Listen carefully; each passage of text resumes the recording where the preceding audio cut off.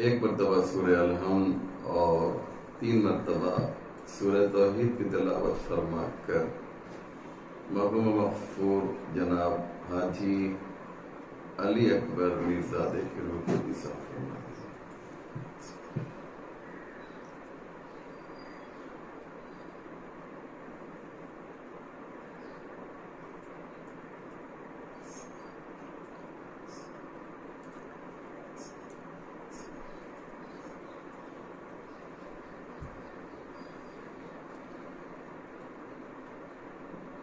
لا حول ولا قوة إلا بالله العلي العظيم حسبنا الله ونعم الوكيل نعم المولى ونعم النصير أعوذ بالله من الشيطان اللعين الرجيم بسم الله الرحمن الرحيم الحمد لله رب العالمين والصلاة والسلام والتحية والإكرام على سيد الأنبياء والمرسلين مولانا أبي القاسم محمد وعلى الطيبين الطاهرين المعصومين المظلومين المنتخبين ولعنة الله على أعدائهم وقتلتهم وغاصب حقوقهم ومنكر فضائلهم أجمعين رب اشرح لي صدري ويسر لي أمري واحلل عقدة من لساني يفقهوا قولي أما بعد فقد قال الله سبحانه تبارك وتعالى وقوله الحق بسم الله الرحمن الرحيم إنما إلهكم إله واحد۔ مومنین کرام و ناظرین ذوی الاحترام، السلام علیکم ورحمۃ اللہ وبرکاتہ۔ آج کی یہ مجلس جو مجلس ترحیم ہے، مجلس ایصال ثواب ہے، ایک مرد مومن کے ایصال ثواب کے لیے برگزار کی جا رہی ہے، ان کے بچوں کی جانب سے، ان کی فیملی کی جانب سے۔ اور جیسا کہ جو لوگ ان سے واقف ہیں وہ جانتے ہیں کہ ایک بہت ہی مومن شخصیت تھی ان کی، نمازی، پرہیزگار، متقی، محب اہل بیت، عزادار، ان تمام صفات و خصوصیات کے وہ مالک تھے۔ اس لیے مومنین مجلس کی مناسبت کو سامنے رکھتے ہوئے آج کچھ باتیں پیش کرنا چاہتا ہوں۔ موضوع ذرا مشکل ہے لیکن بہت ہی امپورٹنٹ اور بہت ہی اہم ہے۔ جیسا کہ میں نے عرض کیا، ایک موحد کے ایصال ثواب کے لیے مجلس ہے، تو میرا دل یہ چاہتا ہے کہ آج کی تقریر کا عنوان توحید پروردگار رکھا جائے۔ یہ وہ عنوان ہے، یہ وہ ٹاپک ہے کہ جس پر عام طور سے مجلسیں کم ہوتی ہیں، تقریریں زیادہ ہوتی ہیں۔ خطبہ جمعہ میں بھی اس ٹاپک پر علماء، خطبہ اور ذاکرین روشنی ڈالتے ہیں، لیکن مجلسوں میں تذکرہ ہوتا ہے لیکن پھر بھی نسبتاً کم ہوتا ہے۔ اس لیے میں نے چاہا کہ آج اس موضوع پر آپ کے سامنے اپنے آرائز پیش کروں۔ ارشاد باری تعالیٰ ہو رہا ہے، انما الہکم الہ واحد، دیکھو خدا ایک ہے، ونس آف گاڈ، توحید پروردگار، یہ ایک ایسا سبجیکٹ ہے، یہ ایک ایسا موضوع ہے کہ جس پر جناب آدم سے لے کر جناب خاتم تک اور جناب خاتم سے لے کر آج تک مسلسل گفتگو ہو رہی ہے۔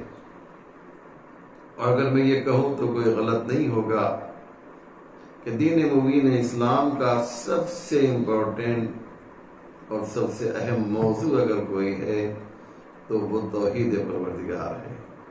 آدم آئے، انہوں نے اللہ کی توحید کا اعلان کیا۔ نوح آئے، انہوں نے پروردگار کے یکتا ہونے کا اعلان کیا۔ ابراہیم آئے، انہوں نے اس کی وحدانیت کی بات کی۔ موسیٰ و عیسیٰ آئے، انہوں نے بھی اس کے ایک ہونے کا تذکرہ کیا۔ اور جب آپ پیغمبر اسلام کی زندگی کا مطالعہ کریں گے تو پیغمبر نے بھی جب اپنی تبلیغ کا آغاز کیا اور کھل کر جب اعلان رسالت کیا تو یہی کہا، قولوا لا الہ الا اللہ تفلحوا، لا الہ الا اللہ کہو تمہیں نجات مل جائے گی۔ قرآن کریم کی آیتوں کا جب ہم نگاہ غائب سے مطالعہ کرتے ہیں تو ہمیں معلوم ہوتا ہے کہ قرآن کی آیتوں میں توحید پروردگار کا تذکرہ کثرت سے ملتا ہے۔ سورہ الحمد کا آغاز ہی اس کی توحید سے ہوتا ہے، اس کی عظمت بیان کرنے سے ہوتا ہے۔ بسم اللہ الرحمن الرحیم، الحمدللہ رب العالمین، یہاں سے خدا کا تذکرہ شروع ہو رہا ہے۔ اور آپ دیکھیں سورہ ناس میں بھی آپ دیکھیں گے تو وہاں بھی آپ کو پروردگار کا تذکرہ ملے گا۔ پہلا سورہ سورہ الحمد اور آخری سورہ سورہ والناس، بسم اللہ الرحمن الرحیم، قل اعوذ برب الناس، تو یہاں بھی رب کا تذکرہ ہے۔ اس لیے دین میں دیکھا جائے تو ہر جگہ پروردگار ہی کا تذکرہ ہے، رب کریم ہی کا تذکرہ ہے۔ دعاؤں میں آپ دیکھیں صحیفہ سجادیہ تو پوری دعا میں اللہ سے کیسے باتیں کی جائیں، یہ ہمارے چوتھے امام زین العابدین علیہ السلام نے فرمایا۔ نہج البلاغہ کا جب آپ مطالعہ کریں گے تو پہلا ہی خطبہ جو ہے وہ توحید کے سلسلے میں ہے۔ نہج الفصاحت جو پیغمبر کی جس میں حدیثیں ہیں، آپ جب اس کا مطالعہ کریں گے تو وہاں بھی آپ کو یہی گفتگو نظر آئے گی۔ یہاں تک کہ جو ہماری 4 بڑی کتابیں ہیں کتب اربع جنہیں کہا جاتا ہے، تہذیب، استفسار، من لا یحصر اور کافی، اس میں بھی آپ کو پروردگار کی توحید کا تذکرہ ملے گا۔ وسائل الشیعہ، وہاں بھی آپ کو یہ ذکر ملے گا۔ کہنے کا مقصد یہ ہے کہ یہ مسئلہ اتنا امپورٹنٹ ہے، اتنا اہم ہے کہ ہر جگہ اللہ کا تذکرہ آپ کو ملے گا۔ قرآن نے مختلف انداز سے بیان کیا۔ جب پیغمبر اسلام سے پوچھا گیا آپ اپنے خدا کے بارے میں بتائیے تو پیغمبر نے فرمایا تم جانتے ہو کہ میں وحی الہی کے بغیر گفتگو نہیں کرتا ہوں۔ تو قرآن کا ایک بہت ہی بلند اور عظیم سورہ اللہ نے ان کے جواب میں کہ جو خدا کو جاننا چاہتے تھے کہ خدا کیسا ہوتا ہے، اللہ نے خود بیان کیا، قل، اے میرے نبی آپ کہہ دیجئے، جبکہ آپ سب جانتے ہیں کہ قرآن کا خطاب جو ہے حقیقت میں امت سے ہے، انسانوں سے ہے۔ پیغمبر سے الظاہر نہیں ہے. یعنی اگر قرآن یہ کہتا ہے اقیم الصلاۃ وآتوا الزکاۃ، یہ کام کرو یہ کام نہ کرو، جہاں پہ کہیں پر امر ہے کہیں پہ نہیں ہے، کہیں پر کچھ کام کرنے کے لیے کہا جا رہا ہے اور کہیں پہ نہیں کی جا رہی ہے کہ یہ کام نہ کیا جائے، تو یہ کس سے خطاب ہے؟ نبی سے تو نہیں ہے نا. شراب نہ پیو یہ خطاب نبی سے نہیں ہے. جھوٹ نہ بولو یہ خطاب انبیاء سے نہیں ہے، معصومین سے نہیں ہے. غیبت نہ کرو یہ کام نہ کرو. تو قرآن در حقیقت خود یہ بتاتا ہے کہ خطاب ہمارا جو ہے غیر معصوم سے ہے. اگرچہ معصوم بھی اس میں شریک ہیں، لیکن اصل خطاب ہدی للمتقین، قرآن متقین کے لیے ہدایت ہے. تو ظاہر سی بات ہے کہ جو نبی کا جانشین ہے وہ امام المتقین ہے. تو اللہ جو ہے کیا کہہ رہا ہے کہ یہاں پر پیغمبر سے باتیں کر رہا ہے. سورہ توحید، سورہ اخلاص، سورہ قل هو اللہ احد، جو بھی آپ نام لے لیجیے، اس میں اللہ نے کیا کہا؟ قل، اے میرے نبی آپ کہہ دیجئے. قرآن میں نے عرض کیا کا خطاب زیادہ تر عام لوگوں سے ہے، لیکن توحید کا مسئلہ اتنا اہم ہے کہ پروردگار چاہتا ہے کہ نبی یہ کہیں کہ خدا جو ہے احد ہے، ایک ہے. خدا ایک ہے. قل، آپ کہہ دیجئے ہوا یعنی وہ.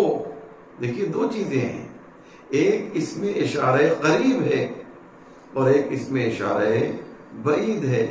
ایک مرتبہ آپ کہتے ہیں یہ، جو چیز قریب ہے اس کے لیے آپ کہتے ہیں یہ، اور جو چیز دور ہے اس کے لیے آپ کہتے ہیں وہ.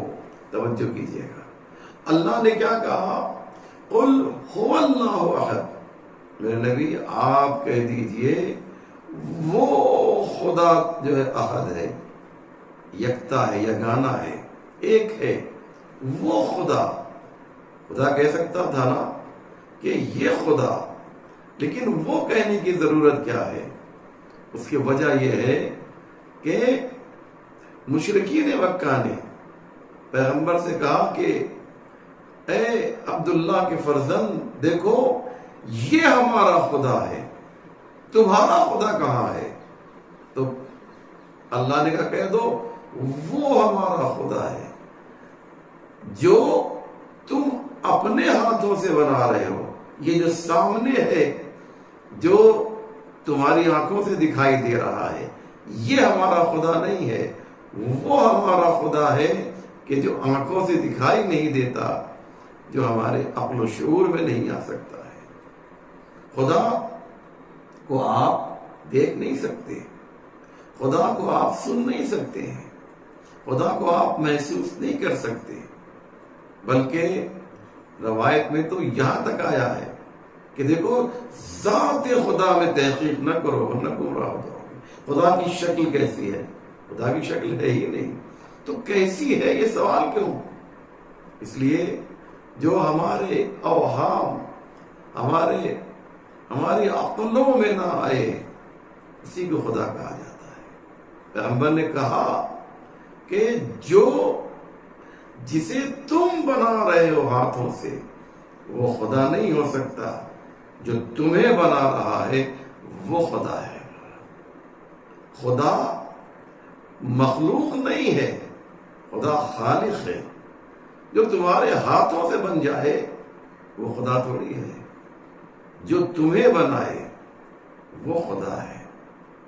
میری بات انشاءاللہ آپ تک پہنچ رہی ہوگی عزیزوں. یہ بہت ہی امپورٹنٹ اور بہت ہی اہم مسئلہ ہے، اسے ہمیں سمجھنا ہوگا. تو قل هو اللہ احد، خدا وہ ہے جو ہماری محدود عقلوں میں نہیں آ سکتا. ایک واقعہ سن لیجیے، بہت ہی خوبصورت واقعہ ہے کہ ایک پروفیسر صاحب ہوا کرتے تھے اور ان کا ایک خادم تھا. چنانچہ خادم نے یہ احساس کیا کہ پروفیسر صاحب آج کل کچھ ٹینشن میں ہیں، پریشان ہیں. ایک دن خادم نے پوچھا کہ حضور، آپ چند دنوں سے میں دیکھ رہا ہوں آپ بہت زیادہ پریشان نظر آ رہے ہیں، کیا بات ہے، اتنا پریشان کیوں ہیں؟ انہوں نے کہا تم سے کیا لینا دینا، تم سے کیا مطلب، اور تم کو ہم بتا بھی دیں گے تو کیا تم ہماری جو پریشانی ہے اسے دور کر سکتے ہو؟ ناممکن ہے. لیکن جب اس نے اصرار کیا، ضد کیا، تو پروفیسر نے کہا کہ میں ذات خدا میں تحقیق کر رہا ہوں اور الجھ کے رہ گیا ہوں، مجھے خدا کی ذات سمجھ میں نہیں آ رہی ہے. یہ خادم کہتا ہے کہ صاحب میں آپ کو خدا سمجھا دوں گا، خدا کیسا ہے، لیکن مجھے ٹائم دیجیے، کل ہم آپ کو خدا کیسا ہے یہ بتا دیں گے. کہا ٹھیک ہے چلو. یہ مان گئے. دوسرا دن آیا، اس نے پھاوڑا فرسا جو بھی آپ کہتے ہیں وہ ہاتھ میں لیا اور لے کر استاد کو، پروفیسر کو باہر لے گیا، ندی کے کنارے لے گیا. کہا یہ کیا کر رہے ہو، مجھے ڈبو دو گے؟ کہا کہ نہیں، آپ دیکھیے میں آپ کو خدا کو سمجھانا چاہتا ہوں کہ خدا کیسا ہے. اس نے ندی کے بالکل کنارے ایک گڈھا کھودا، کچھ مٹی نکالی، اور پروفیسر نے پوچھا یہ کیا کر رہے ہو؟ کہا یہ گڈھا کھود دیا ہے، اب میری آپ سے ایک گزارش ہے کہ یہ جو اس ندی کا پانی بہ رہا ہے سارے پانی کو آپ اس گڈھے میں لے کر آئیے.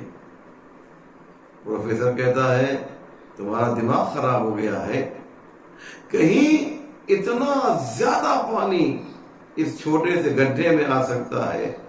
بس فوراً اس خادم نے کہا کہ جس طریقے سے اتنا پانی اس گڈھے میں نہیں آ سکتا ہے، اسی طریقے سے اتنا بڑا خدا جو ہے وہ ہماری چھوٹی سی عقل میں نہیں آ سکتا. اس لیے کہا گیا ہے لا تتحققوا فی کنہ اللہ، ذات خدا میں تحقیق نہ کرو، کیونکہ وہ بہت ہی بلند ہے، اسے تمہاری عقل جو ہے سمجھ نہیں سکتی ہے. یہاں پر انسان فیل ہو جائے گا. اس لیے بہت سے لوگ خدا کے منکر ہو گئے، خدا کا انکار کر بیٹھے. کیوں انکار کیا انہوں نے؟ جانتے ہیں، انکار اس لیے کیا کہ انہیں خدا سمجھ میں نہیں آیا، اور جب سمجھ میں نہیں آیا تو کہا خدا ہے ہی نہیں.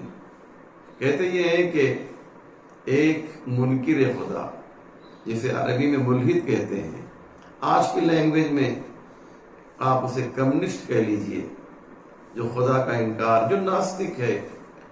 ایک منکر خدا جو چائنا میں رہتا تھا وہ ہندوستان آیا اور خدا کو نہیں مانتا تھا، اور آنے کے بعد وہ نیم کے پیڑ کے نیچے بیٹھا ہوا یہ سوچ رہا تھا کہ اگر واقعاً کوئی خدا ہوتا تو وہ اس طرح کی غلطی نہیں کرتا. سنیں گے اس نے کیا کہا؟ چلیے سن لیجیے. وہ نیم کے پیڑ کے نیچے بیٹھا ہوا تھا اور دیکھا کہ نیم کے پیڑ پر ایک چھوٹے چھوٹے پھل لگے ہوئے ہیں، جسے نیم کوڑی بھی کہا جاتا ہے بعض جگہوں پہ.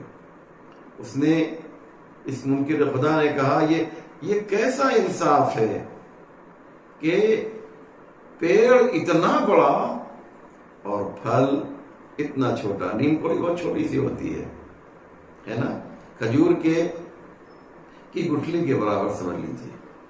تو جب پیڑ بڑا ہے تو پھل بھی بڑا ہونا چاہیے. اور پھر کہتا ہے کہ وہ تربوز کو آپ دیکھیے کہ تربوز اتنا بڑا لیکن اس کا جو پھل ہے وہ بہت چھوٹا ہے، بہت بڑا ہے۔ تربوز، معاف کیجیے گا، تربوز بڑا ہے اور درخت چھوٹا ہے۔ نیم کا درخت بڑا ہے اور اس کا پھل چھوٹا ہے۔ ہونا یہ چاہیے تھا کہ تربوز جو ہے وہ نیم کے پیڑ پر ہوتا اور جو نیم کوڑی ہے وہ تربوز والے درخت میں پائی جاتی۔ یہ سوچ ہی رہا تھا کہ ایک نیم کوڑی اوپر سے گری اور اس کے سر پہ آ کے گری۔ فوراً اس کے ذہن میں بات آئی، اب سمجھ میں آیا خدا کی مصلحت کہ اگر یہ جو اوپر سے میرے سر پہ گری ہے یہ نیم کوڑی، اگر یہی تربوز ہوتا تو آج میری کیا حالت ہو جاتی۔ تو پروردگار کی کچھ مصلحتیں، کچھ حکمتیں، کچھ اس کے کام ہمیں کبھی سمجھ میں آتے ہیں اور کبھی سمجھ میں نہیں آتے۔ اس لیے ہم کیا کرتے ہیں، ناراض ہو جاتے ہیں۔ کیوں؟ اس لیے کہ ہم یہ چاہتے ہیں کہ پروردگار کا عمل جو ہے وہ ہمارے اعتبار سے ہو۔ ہر آدمی یہ سوچتا ہے کہ ہمارے فائدے کے اعتبار سے ہو۔ کبھی کبھی ایسا ہوتا ہے کہ کسی کے لیے ایک چیز فائدے مند ہے اور وہی چیز کسی کے لیے نقصان دہ ہے۔ کسی کے لیے ایک چیز دوا ہے اور وہی چیز دوسرے کے لیے نقصان کر سکتی ہے۔ بہت سی مثالیں ہیں، میں واقعات چاہوں تو پیش کر سکتا ہوں۔ بڑا مشہور واقعہ ہے، ایک نبی خدا ہے، ان کے ذہن میں ایک سوال آیا، ایک کوشچن آیا، اور سوال یہ تھا عزیزو کہ خدا اس دنیا کو کیسے چلا رہا ہے، اس کی حکمت، اس کی وزڈم کیسی ہے، یہ جاننا چاہتا ہے۔ لہذا اس نبی خدا نے اللہ سے یہ گزارش کی، اے میرے پروردگار، تیری حکمت کو جاننا چاہتا ہوں، تو اس کائنات کو کیسے چلا رہا ہے، آخر تو اس دنیا کو کیسے چلا رہا ہے۔ آواز آئی کہ تم نہیں سمجھ سکتے، لیکن نبی نے کہا پروردگار ہم جاننا چاہتے ہیں۔ کہا ٹھیک ہے، جاننا چاہتے ہو تو چلو ایک کام کرو، جاؤ فلاں محلے میں جاؤ، فلاں علاقے میں جاؤ، اور جب جاؤ گے تو تم دیکھو گے کہ وہاں پر ایک کمہار ہے جو مٹی کے برتن بنا رہا ہے، جاؤ دیکھو کیا کہہ رہا ہے۔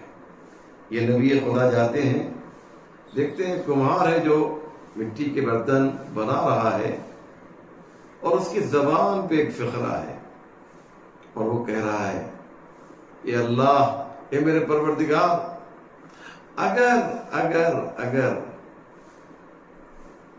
بارش ہو گئی اور دھوپ نہ نکلی تو یہ ہمارے سارے برتن سوکھیں گے نہیں، اور نتیجہ یہ ہوگا کہ ابھی جو ایک بڑا میلہ ایگزیبیشن لگنے والی ہے اس میں ہمارے برتن بکیں گے نہیں۔ اور پروردگار تو جانتا ہے کہ اسی میلے میں جو پیسے کی آمدنی ہوتی ہے اس سے پورا سال میں گزارتا ہوں، اگر بارش ہو گئی تو ہم پورے سال بھوکے رہ جائیں گے۔ یہ جو نبی ہیں یہ کہتے ہیں پروردگار اس میں کون سی خاص بات ہے، اس میں تیری کیا کون سی حکمت ہے؟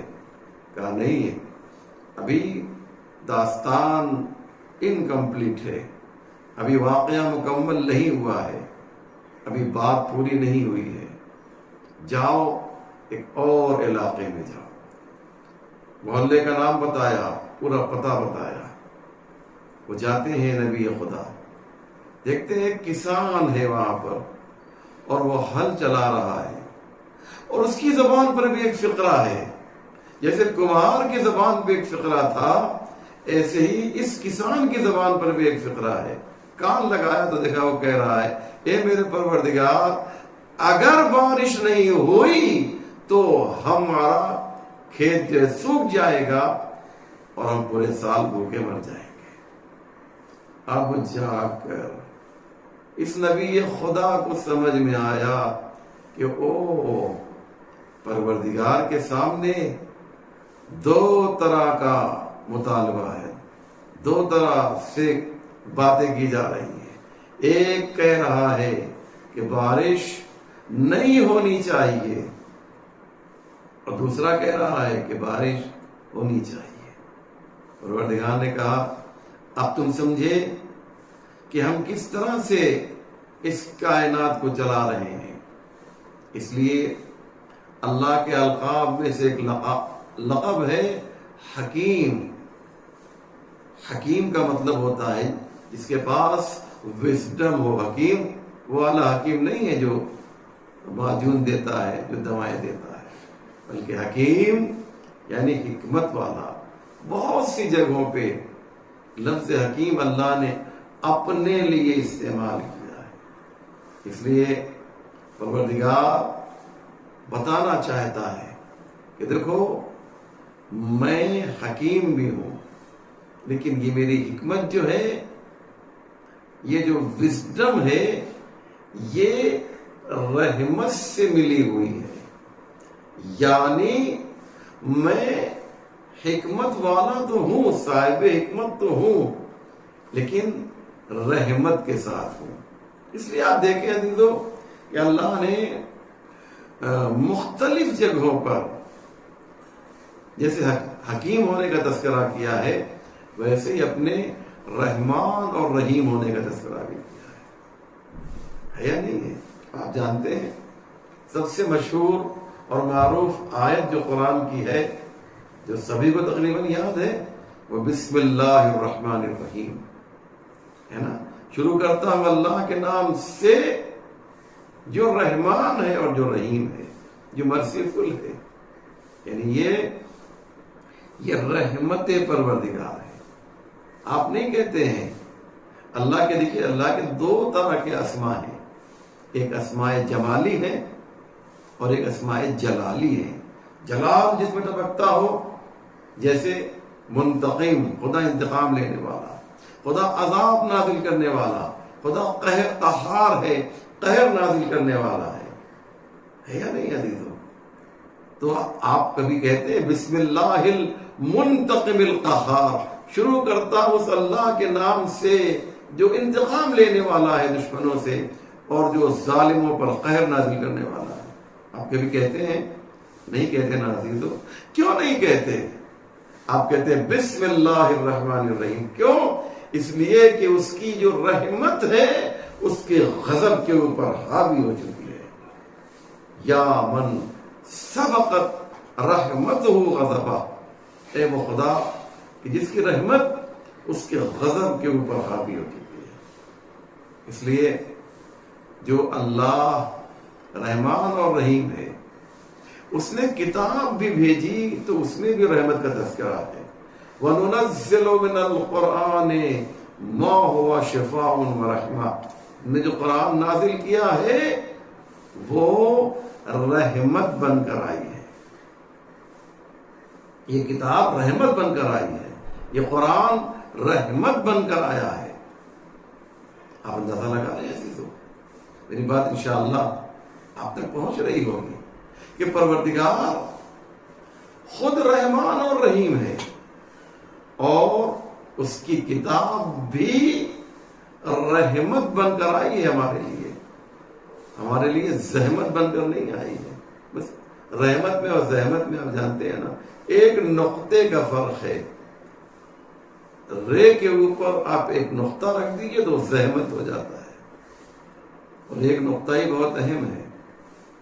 اگر خدا کے اوپر جو نقطہ ہے اس کو نیچے کر دیجئے تو خدا جدا ہو جاتا ہے، اور شاعر نے وہ بڑا خوبصورت شعر کہا ہے، بڑا میرا پسندیدہ شعر ہے کہ ہم دعا لکھتے رہے. دیکھیے ایک نقطے نے کتنی تبدیلی کر دی کہ ہم دعا لکھتے رہے اور وہ دغا پڑھتے رہے.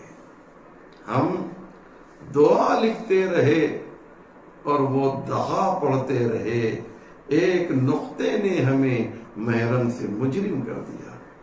محرم میں کوئی نقطہ نہیں ہے، لیکن اگر ایک کے نیچے ایک نقطہ لگا دیجئے تو محرم مجرم ہو جاتا ہے. دعا میں کوئی نقطہ نہیں ہے، لیکن دعا کے عین کے اوپر ایک نقطہ لگا دیجئے تو وہ دغا ہو جاتا ہے. تو اللہ کہتا ہے کہ میں رحمان ہوں، اللہ کہتا ہے کہ میں رحیم ہوں. میری کتاب کیا ہے؟ وہ رحمت ہے. تو اب جب رحمان کسی کو بھیجے گا تو وہ بھی تو رحمت بن کر آئے گا نا. جب رحیم کسی کو ہماری بھلائی کے لیے، ہماری ہدایت کے لیے بھیجے گا تو وہ بھی تو رحمت ہوگا نا. میری بات واضح ہو رہی ہے نا؟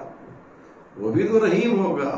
اس لیے اللہ نے اپنے نبی کو بھیجا تو کہا وَمَا أَرْسَلْنَاكَ إِلَّا رَحْمَةً لِلْعَالَمِينَ. قرآن رحمت ہے اور نبی بھی رحمت، لیکن نبی رحیم بھی ہے. آئیے آیت پڑھتا ہوں کہ لَقَدْ جَاءَكُمْ رَسُولٌ مِّنْ أَنفُسِكُمْ عَزِيزٌ عَلَيْهِ مَا عَنِتُّمْ حَرِيصٌ عَلَيْكُمْ بِالْمُؤْمِنِينَ رَءُوفٌ رَحِيمٌ. یہ نبی جو تمہارے درمیان آیا ہے، یہ کیا ہے؟ لَقَدْ جَاءَكُمْ رَسُولٌ مِّنْ أَنفُسِكُمْ.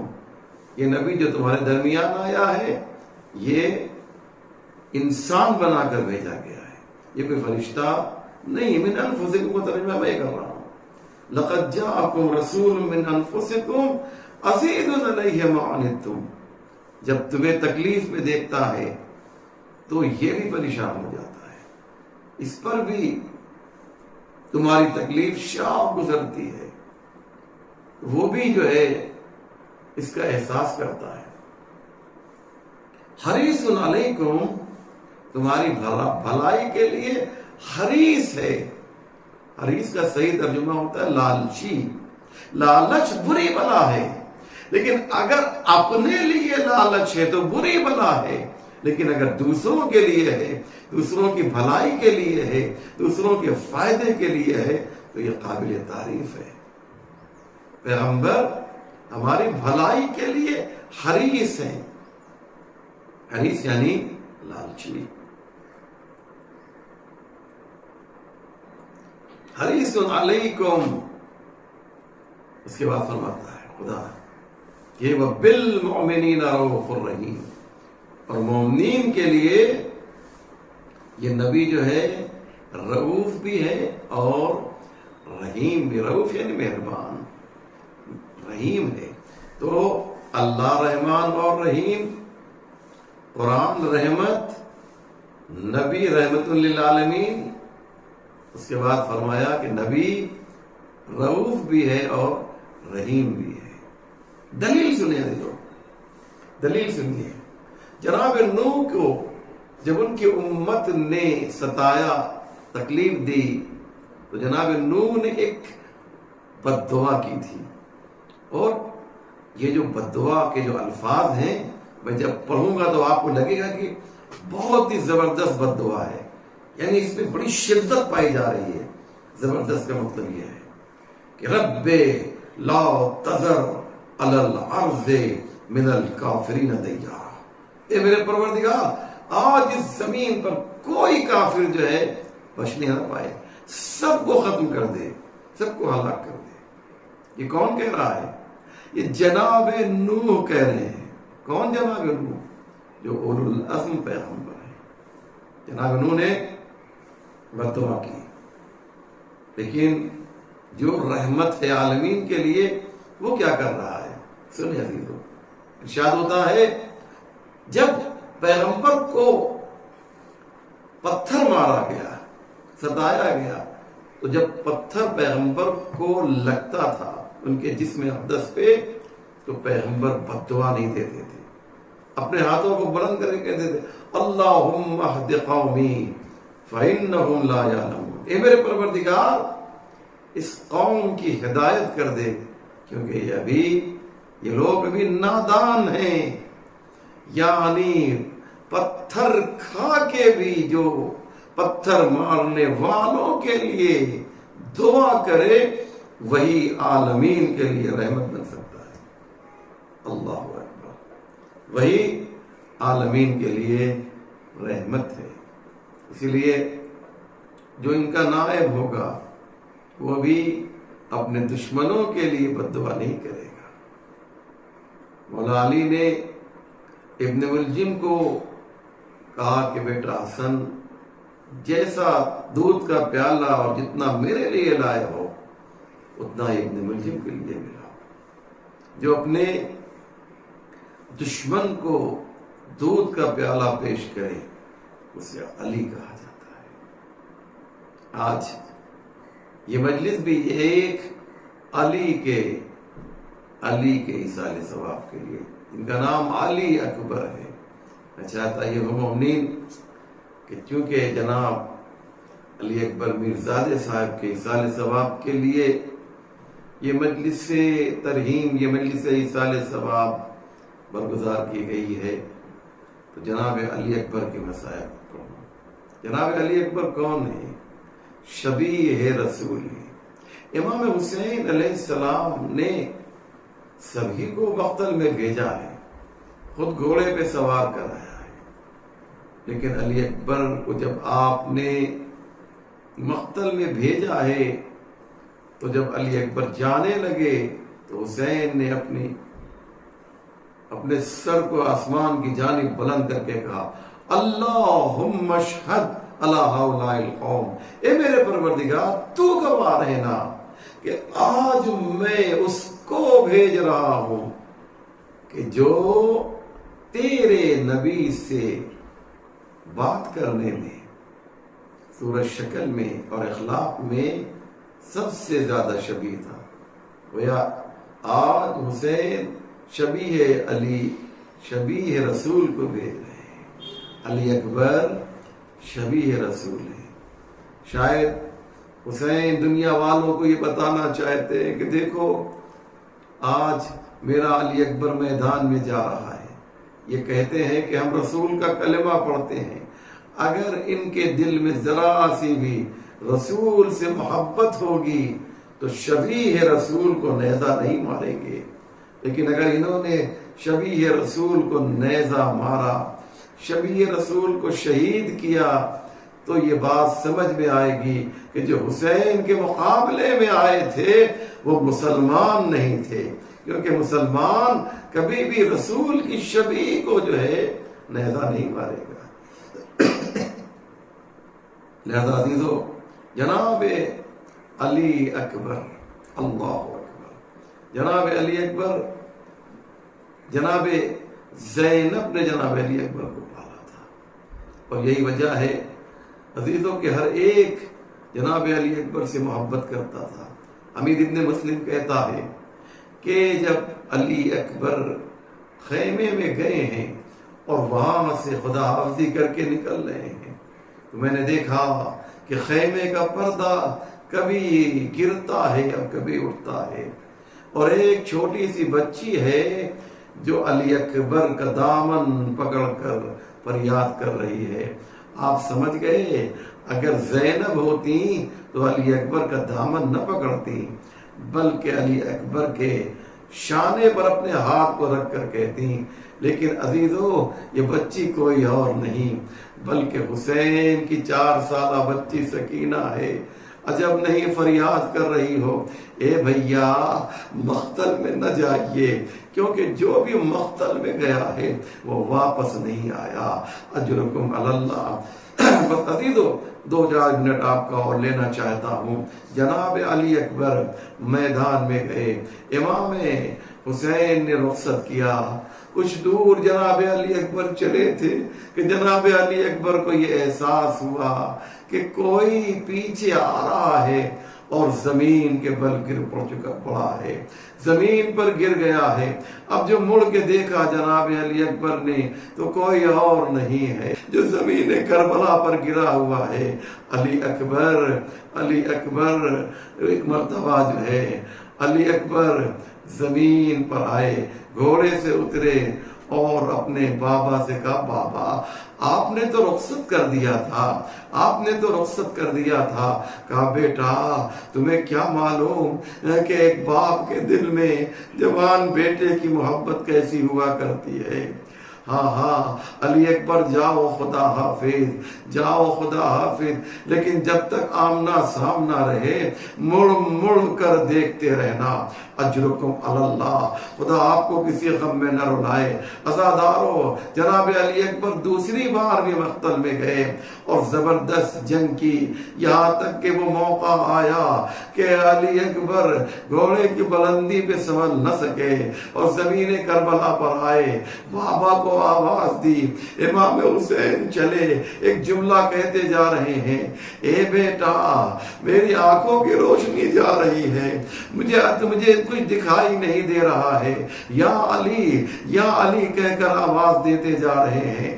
علی اکبر کے قریب پہنچے، کیا دیکھا، جوان ہے جو زمین کربلا پر ایڑیاں رگڑ رہا ہے اور اپنے دونوں ہاتھوں کو اپنے سینے پہ رکھے ہوئے ہے۔ حسین نے پوچھا، اے بیٹا اپنے ہاتھوں کو سینے پہ کیوں رکھے ہوئے ہو؟ کہا، بابا نیزے کا پھل جو ہے وہ سینے میں داخل ہو چکا ہے۔ اب عزادارو، امام حسین نے اپنے آستین ہمت کو الٹا، اپنے دونوں گھٹنوں کو زمین کربلا پہ ٹیک دیا۔ عجب نہیں کہ جنت سے روح خلیل آ گئی ہو، اے میرے لال حسین، ارے میں نے اسماعیل کو ذبح کیا تھا تو آنکھوں پہ پٹی باندھ لی تھی، آج تیرا امتحان میرے امتحان سے کہیں بڑا ہے۔ اے حسین شاباش، اے حسین تیرا جد ابراہیم تجھ پہ قربان ہو جائے۔ اجرکم علی اللہ، ارے مدینے سے پیغمبر آ گئے ہو، علی مرتضیٰ آ گئے ہو، ہر ایک حسین کو داد و تحسین دے رہا ہو۔ ہاں حسین، اس امتحان میں تجھے کامیاب ہونا ہے، یہ بڑی مشکل منزل ہے حسین تیرے لیے۔ اجرکم علی اللہ۔ ہاں عزادارو، وہ وقت آیا، ایک مرتبہ حسین نے یا علی کہا اور نیزے کی انی کو جو نکالا تو نیزے کی انی کے ساتھ ساتھ علی اکبر کا جگر باہر آ گیا۔ حسین نے آواز دی، آؤ آؤ اے بچوں، اے بنی ہاشم کے بچوں، آؤ علی اکبر کی میت اٹھانے کے لیے حسین کا ساتھ دو۔ وَسَيَعْلَمُ الَّذِينَ ظَلَمُوا أَيَّ مُنقَلَبٍ يَنقَلِبُونَ إِنَّا لِلَّهِ وَإِنَّا إِلَيْهِ رَاجِعُونَ رضا بقضائه وتسليما لأمره اللهم بحق محمد وأنت المحمود بحق علي وأنت العالى وبحق فاطمة وأنت فاطر السماوات والأرض وبحق الحسن وأنت المحسن وبحق الحسين وأنت قديم الإحسان وبحق الأئمة التسعة الطاهرين من ذرية الحسين عليه السلام۔ یا اللہ تجھے واسطہ ہے محمد و آل محمد کا پروردگار، ہمارے اس مختصر مگر اہم اعمال کو قبول فرما۔ یا اللہ جو پریشان حال ہے ان کی پریشانیوں کو دور فرما۔ جس مرحوم کے لیے مجلس منعقد کی گئی پروردگار انہیں جنت عالیہ فردوس میں جگہ عنایت فرما۔ امام زمانہ کے ظہور میں تعجیل فرما، ہم سب کو ان کے امان و انصار میں شمار فرما۔ ایک مرتبہ سورہ الحمد اور 3 مرتبہ سورہ توحید کی تلاوت فرما کر مرحوم مغفور جناب علی اکبر مرزادے کی روح کو حساب